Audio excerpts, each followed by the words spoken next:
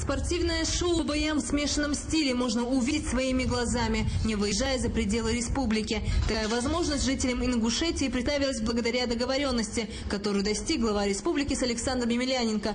Последний встретится на импровизированном ринге у Егикала в Джайрахском районе. Ранее же это было доступно только жителям столицы и освещалось лишь некоторыми СМИ. 6 июня зрелищное состязание станет всеобщим достоянием с помощью прямой трансляции турнира из Ингушетии на телеканале «Россия».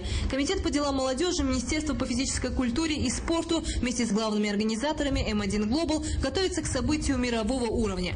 Председатель правительства Муса Чилиев выехал на место, чтобы лично проверить строительство площадки для бойцов, трибун для сотен зрителей и стоянку для автотранспорта.